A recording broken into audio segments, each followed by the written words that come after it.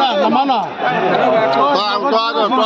আগো তুমি ভাই ভাই বাবা তোমার যেটা দিব না তোমার তো দিব না কত লাগবে নমস্কার অডিও ভাই নাই তোমার মই ডক্টর অমিত তালৱাৰ আমাৰ অডিও নাই আজি মই বৰখলা বিধানসভা সমষ্টিত ভাৰতীয় জাতীয় কংগ্ৰেছ পাৰ্টি হিচাপে নমিনেশ্যন দাখিল কৰিছোঁ। মই আজি বহুতেই আনন্দিত। মোৰ ছাপৰ্টাৰবিলাক আহিছে, বৰখলা বিভিন্ন জাতি ধৰ্মৰ মানুহ আহি যিভাৱে মোক ছাপৰ্ট দি আছে, যিভাৱে মোক উৎসাহ বৃদ্ধি কৰি আছে। আগামী দিনত মই যিহেতু বৰখলাৰ ল'ৰা, মই বৰখলা উন্নতিৰ স্বাৰ্থে মানে মোৰ যুঁজি থাকিম।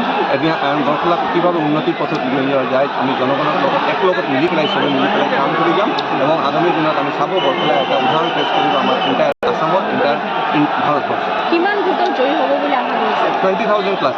আচ্ছা, বৰখলাত এটা পৰম্পৰা আছে, প্ৰায় বেছিভাগে সংখ্যালঘু কেণ্ডিডেট দিয়ে। এইবাৰ ব্যতিক্ৰম আপোনাক দিলে, তাৰ কাৰণে মুছলিম ভোটাৰবিলাক বা কিছুমান লিডাৰে অলপ অপজিশ্যনত আছে, গতিকে কি কৰিব? ভাৰতীয় জাতীয় কংগ্ৰেছ এটা ধৰ্মনিৰপেক্ষ এটা দল। এটা সব জাতি ধৰ্মৰ মানুহৰ সমান সন্মান দিয়ে। আজি যিটো আমাৰ শীৰ্ষ নেতৃত্ব যিটো আছে, এইটো যে আজি টিকেটটো মোক দিছে, সেইটো আজি আমি ধৰ্ম হিচাপে দিয়া নাই। এইটো টিকেটটো দিছে কোনে এই চিটটো, কোন কেণ্ডিডেট দিলে এই চিটটো ওলাব পাৰিব, এই চিটত বিপুল যুক্ত জয় পাৰে, তাৰ এইটো ইমান পপুলাৰিটি আছে, কোন লিডাৰ ইমান পপুলাৰিটি বা কোন সমাজসেৱী ইমান পপুলাৰিটি আছে, যোনে এই বৰখলা সমষ্টিত আহি পেলাই যিটো বিজেপিয়ে যিটো আপোনাৰ যিটো এটা ষড়যন্ত্ৰ কৰিছিলে যে বৰখলা যিটো ডিলিমিটেশ্যন কৰি পেলাই ইহঁতে ভাবিছিলে যে এইটো চিটটো ইহঁতে চিট কৰি দিব। আজিৰ দিনত ডক্টৰ অমিত তালৱাৰ অহাৰ পিছত এইটো অলপ ইহঁতৰ কাৰণে প্ৰব্লেম হৈছে। ইহঁতেও জানে আজিৰ দিনটোত ইহঁতৰ চিটটো জিতাটো দিগদাৰ আছে। মুখ্যমন্ত্ৰী কৈছে দাদা, মুখ্যমন্ত্ৰী কৈছে আমি খেলাত নামা নাই, আমি যুদ্ধত নামিছোঁ। মুখ্যমন্ত্ৰী কৈছে এই ইলেকশ্যনটো লৈছোঁ, আমি যুদ্ধত আমি বিজয়ী হ'ম। এইটো আমাৰ জনসাধাৰণ আপুনি চাব পাৰে, বাহিৰত আমি চাওঁ কংগ্ৰেছৰ কিমান ছাপৰ্টাৰ আছে আৰু কিমান ছাপৰ্টাৰ আছে। ইয়াতে বেলেগ দলৰ একো দেখা যোৱা নাই, খালি কংগ্ৰেছ দলৰ ফ্লেগ দেখা গৈছে। মুখ্যমন্ত্ৰী কৈছে 6টা সমষ্টিতে জয়ী হ'ব বিজেপি। বৰখলা জিকিব বিজেপি।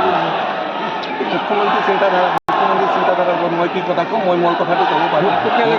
आपको जो 4 जनवरी के लोग आपको वोट डालेंगे बीजेपी के साथ? ठीक है, चाहे जनगोष्ठी का तो लोग सपोर्ट में है ही, पहले से ही सपोर्ट में। उन लोगों ने ही मुझे ज़्यादा पुश किया है कि आप आइए, आपके जैसा कैंडिडेट का ज़रूरत है। तो साथ में बहुत सारे समुदाय, क्योंकि डॉक्टर अमित तालवार जो समाज से जुट के आया है वहाँ पे, और जिस समाज को उसने सेवा दिया है, वो कभी कभी खाली चाय जनगोष्ठी का बात नहीं, वो जिसने मुस्लिम पेशेंट को भी देखा है, जो हिंदी भाषी लोग हैं, हिंदुस्तानी लोग हैं, उसमें बंगाली हिंदू है, सबको मैंने समान सर्विस दिया है। और जब समाज के लिए मैंने काम किया है, मैं अपना NGO के थ्रू, तब मैंने समान मनोभाव से सबके लिए काम किया है।